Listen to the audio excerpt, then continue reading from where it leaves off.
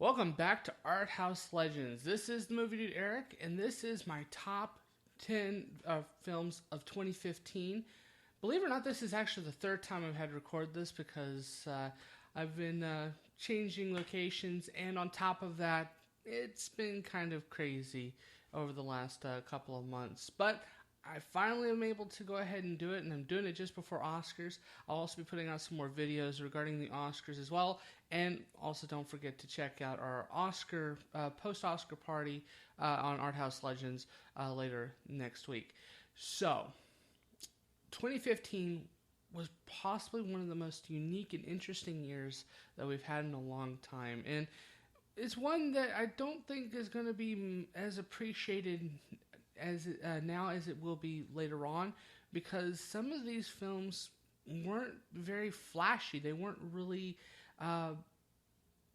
too grandiose. Well, with the exception of a few, and we'll talk about those in just a minute. But for the most part, 2015 was a very fascinating year, and one that I think we will get to appreciate a little bit further down the line. So, before we get into the top 10 itself, believe it or not, I actually had a hard time with this list. There were a lot of great films, and a lot of films I really wanted to put in my top 10 that unfortunately just didn't have enough slots. So, before we get into the 10 itself, I'd like to go ahead and talk about the 10 just underneath it. These would have made the top 10 list if it just wasn't, if there weren't so much competition this year. So, the number 20 film is the Peanuts movie. Blue Sky has had a really interesting film here with the Charles Schultz characters. Truly gets the essence of the film, and in my opinion, or the essence of the comic strips, and at the same time makes it a very fascinating and fun film.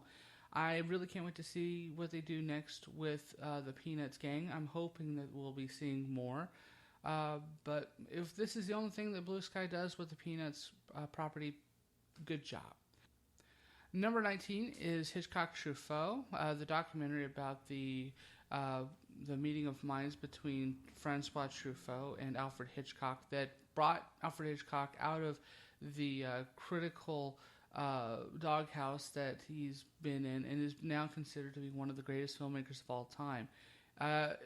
This is definitely an exciting thing for film fanatics, but I also think that this is something that will help you appreciate even more what Hitchcock did, especially when you see some of these other documentaries. Number 18 is Chirac. Spike Lee's back, and this is actually a pretty decent film, even if I'm not particularly keen on his politics. It's great to see angry, riled up Spike Lee at full voice again. Easily one of his best films in at least almost 2 decades at this point. Inside Man was his last great film, for my opinion, but this is going back to Do the Right Thing and Malcolm X, and his voice and his thunder and his use of comedy is unique and at the same time very fun. So Chirac is my number 18. Number 17 is Brooklyn. This is the film with Saoirse Ronan, who is our main lead, and for a period romance, this is a really fun and interesting film.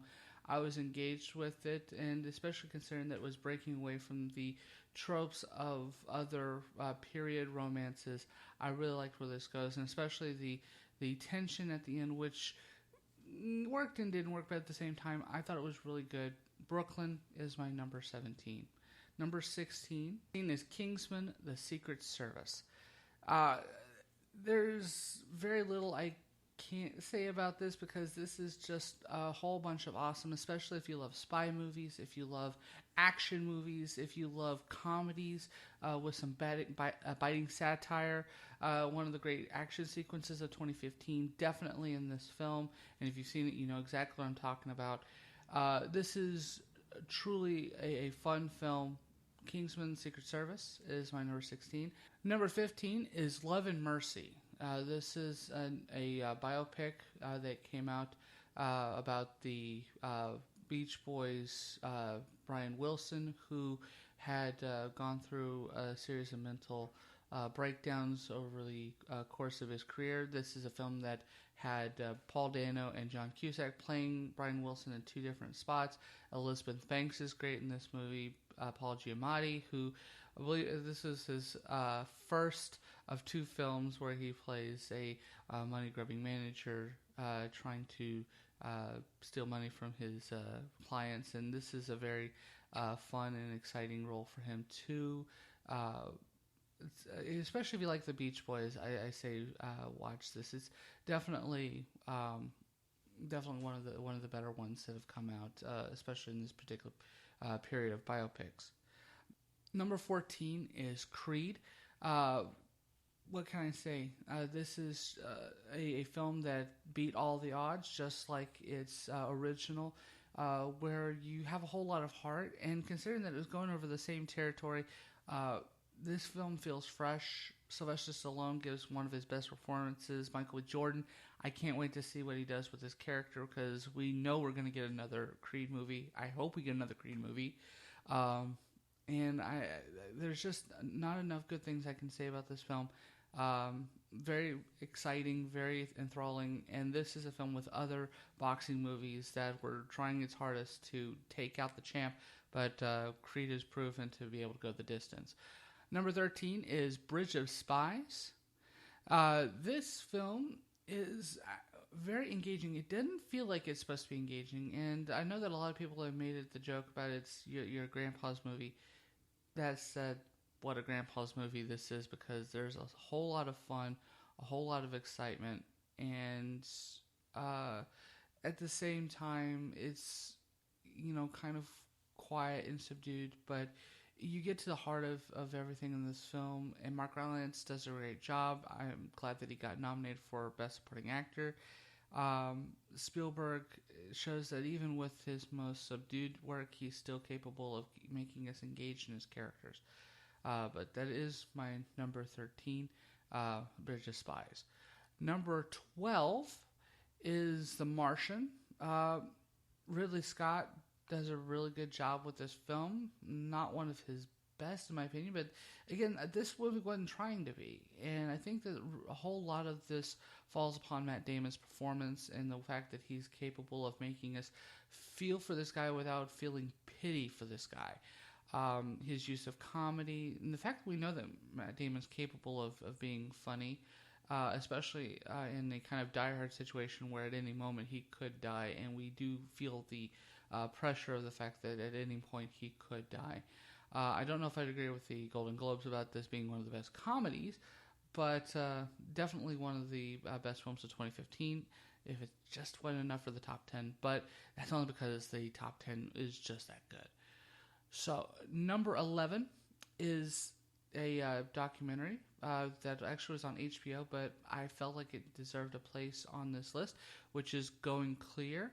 I feel like this is a film that you need to watch, especially if you're interested in how religion is perceived, and not just by others, but by itself, and how it's very dangerous, how some religions can be dangerously close to a cult.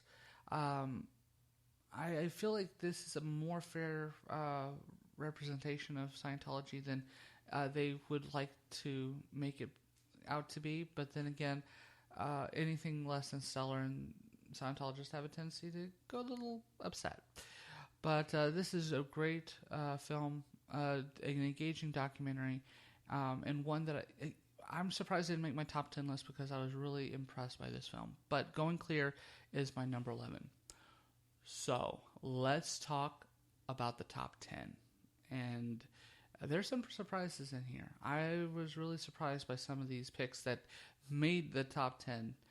The first film at my number 10 spot, I really didn't expect it to make my top 10, simply because we've seen other films, great films about the financial crisis of 2008, but I also was not expecting such a film from its director. This is the guy that's responsible for Step Brothers, for Anchorman, for Talladega Nights. Not exactly films that you would get behind, but Adam McKay's The Big Short is an engaging, fun, unique look at this with characters that do not fit the mold. This is the anti-Oscar movie, and one that I think really needs to be paid attention to in regards to film as a whole, because I think that it's very easy to get sucked into the idea that films need to be heavy, and and that even dealing with heavy materials, that we shouldn't have levity or make fun of it, or to be able to enjoy the fact that that we're getting this kind of more deeper thing with this kind of more brevet. I don't want to say brevet, but more unique and fun approach. Martian again did the same thing with the use of the castaway and being able to make that engaging and fun. The Big Short takes the subject seriously, but it also has a tendency of being able to poke some fun at not only at the events, but also at the people involved. If you like Wolf of Wall Street, I think that you'll get right behind The Big Short. Number 9.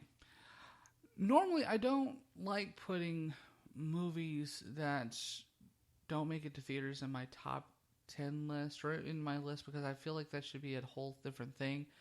But this film was clearly made for film, and the fact that it was utilized by Netflix as kind of a chance to put out a unique and challenging film that should be given Oscar contention, especially for its supporting lead and with Idris Elba. But Beast of No Nation is a film that will capture you and will make you feel for the characters, especially our main protagonist, played by Abraham Atta, who is really good in this film about African child soldiers. And I feel like this is a film that we'll be kicking ourselves that we didn't really get or give it as much appreciation as it deserved. I gotta give a kudos to Netflix for releasing this. If you'd like to know more of our thoughts on from Art House Legends, it was one of our films that we discussed in December of 2015. Check it out. I'll put a link below if you're interested in listening to it. It's a great it's a great episode.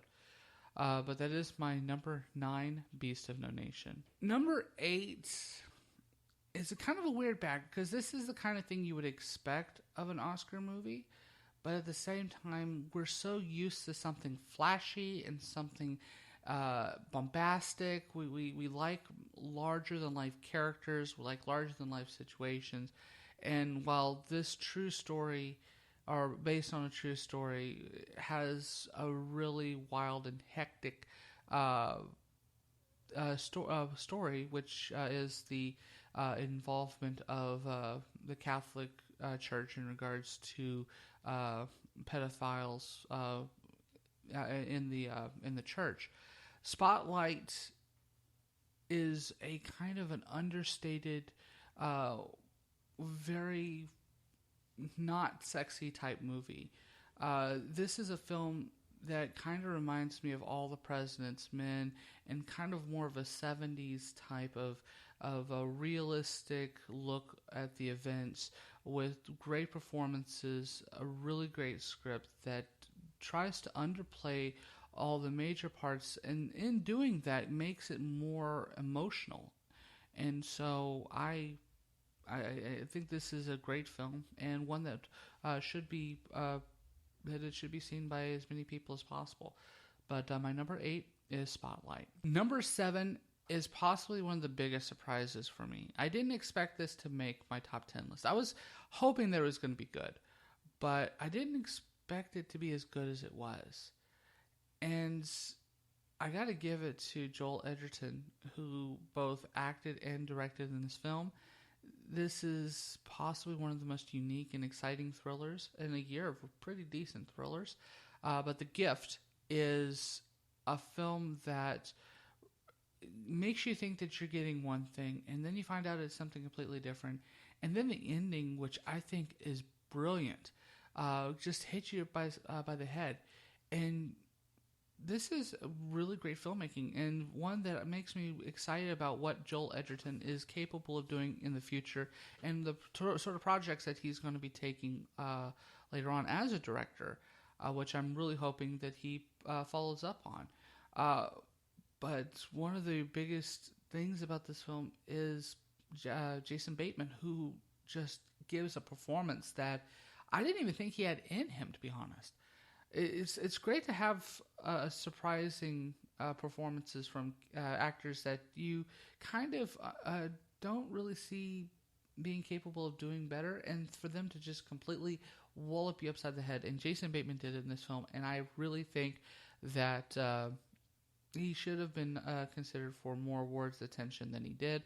But at the same time, this hopefully will get him to that next great juicy role. But The Gift is definitely worth a watch. If you haven't seen it, check it out. You're not going to be disappointed. My number 6 is a film that, considering that I wasn't a big fan of this director's most previous film, which technically was Prisoners. But Denis Villeneuve's Sicario just floored me, both with its presentation, its storytelling, its characters, its actors. This is an engaging tale, one that really puts you in the harrowing position of your main protagonist, played by Emily Blunt, who is going through the world of move and counter-move when it comes to the war on drugs. This is exciting, engaging. You're constantly asking the right questions. And by the time you get to the ending, you just feel numb from everything that's going on. And in my opinion, this is probably one of the best thrillers since Silence of the Lambs, to be honest. But that is my number 6, Sicario. Number 5 honestly should have been given a lot more attention, and I've been very vocal about this particular film since I've seen it, because I feel that this film just did not get off the ground right, and I want to say that a lot of it has to do with how the distributors just didn't think that they had something here. But Room is one of the most unique and fascinating films about a woman and her child who was stuck in this room for 5 years. The child never has known any life outside of this room.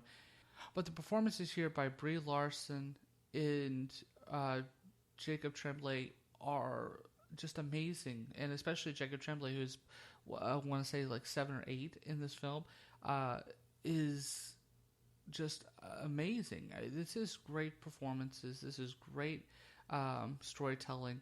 A family drama that feels fresh and unique, and especially in a time when family dramas have a tendency to be overburdensome. Room should have just gotten a lot more than it did. And if you get a chance, check it out, because I think you will find out just how amazing this film is. Number 4. So, this is, part of me doesn't want to put this list on my top 10 list, because I think that it's been oversaturated by practically everybody. And I know some people will say that about Spotlight, but this film, as soon as it blew up on the screens and it made fans practically of everyone, I wanted to be that one person that goes, it's okay. But I have to admit it, it's great, it's fun, it's exciting, it's unique. And George Miller's Mad Max Fury Road is possibly one of the greatest action films within the last 10 years. Probably not as good as The Raid 2, but who cares? That's high marks for a 78-year-old director. This is high marks for a film that had a very hard time getting made. And I've got to give it to Charlize Theron specifically for a great performance as Furiosa. So yes, if you haven't seen this, what are you doing? Go watch it or wait until it comes out in 3D, because this is a 3D movie that is worthy of 3D. So yes, Mad Max Fury Road, number 4. Take it for what you think. Number 3 is a film that, again, just feels like it is Oscar bait. It was made as Oscar bait. This has Oscar bait pedigree with Danny Boyle's direction and with Aaron Sorkin's screenplay and Michael Fassbender and Steve Jobs. It's just that good. The premise around which Sorkin's screenplay goes through, Danny Boyle's direction is frenetic and exciting, and he uses very unique and interesting camera work. This has a great performance by Michael Fassbender, one of the best performances of the year. In fact, the best performance for me. Kate Winslet gives an amazing performance. Seth Rogen gives an incredible performance. This is a film that deserves the pedigree and deserves the accoutrement that it gets because of what it does well. And what it does is gives us a character study within a confined space that truly feels like you're if not understanding who the real person is, understanding the character behind the real person. And Sorkin just has that magic again, and I got to give it to him. So my number 3 is Steve Jobs. Number 2 was a film that really was going to be lower on my list when I saw it the first time, and it was only after the second time that I truly understood and appreciated everything that it was trying to go for. And this is just an amazing film. I honestly feel that this is going to be possibly one of the best noir films of the 21st century. And considering that it's not made of the noir period, even more so is very exciting. And that is Alex Garland's Ex Machina. Ex Machina is a film that engages you on so many different levels, from a intellectual to an emotional to a storytelling perspective. This thing covers a whole wide range, and it shows Alex Garland is a genius. And considering that he is a screenwriter who has worked on many of Danny Boyle's films and was responsible for the underrated genius of Dredd, yes, this is something that is next step. I can't wait to see what Alex Garland does. I hope that he keeps up this high level of amazing film work, and definitely worthy of the nominations he's gotten for the Academy Award. I am truly a fan of this film, and if you haven't seen it, watch it. It is incredible. Ex Machina is my number 2. So we are now at number 1. Anyone who knows me knows that there has been a film that I have been over the moon for practically half the year, and I'm still over the moon for, especially considering that this studio has had a rough time of things over the last couple of years. But all it takes is one great film for Pixar to remind us why they are easily one of the best, if not the best, animating companies ever. And The Good Dinosaur is truly an amazing film. Oh, I was going to say, it's Inside Out. Inside Out is amazing, fun, engaging. The characters are fascinating. The animation is unique. The storytelling perspectives, possibly not one of the most original, but I think that especially considering what it's going for, really works. And on top of that, there's so much territory that this can go over, in future installments. But for this installment, this is just great. But another film came out that kind of went in the same direction. And I was really surprised just how much I was engaged by it. I knew it was going to be good, but it was one of those films that after I saw it, I wasn't sure, but I kept thinking about it. And then I went and saw it back again, and it got even better. So I'm going to have to give this a tie. And the other one is another animated film directed by Duke Johnson and Charlie Kaufman, called Amalisa. Amalisa is a very small tale, whereas Inside Out is a larger, bombastic tale. Both of them are talking about the emotional ranges of characters that are going through massive amounts of changes in their lives. Anomalisa feels like a moment in a life that full of moments, where Inside Out is about a pivotal time in a young girl's life. Both of these films, I feel like there should be a compare and contrast. And I might actually do a compare and contrast of both films, because I feel like there is territory to talk about in regards to both films in comparison with one another, especially considering that they're on wide ranges, from the family-friendly Inside Out to the very adult, very rated R Anomalisa. And I have to say that's, especially for animation, and especially this year, animation has just been something really impressive, and it looks like 2016 is going to have even more interesting animation. I can't wait to see some of the stuff that's coming out from studios like Laika, who has a film coming out this year that I'm truly deeply excited about. But my number one is the tie between Inside Out and Anomalisa. Please go see both of them. Unless you have kids, then stay away from Anomalisa. But Anomalisa is also my number one. So there you have it. So I do apologize for this being late. Hopefully we won't have any more problems. I'll be posting more videos up over the next few days in conjunction with the Academy Awards. Please join us, subscribe, like this video. If you have a film that you think should have been on the list, please feel free to put it down below. If you like, you can check out our episodes. We did episodes both on Beast of No Nation as well as Ex Machina. Both are really great, and I'll put links down in the comment section for you to check out. But thank you for joining me. This is the Movie Dude Eric, and I'll see you on the flip side.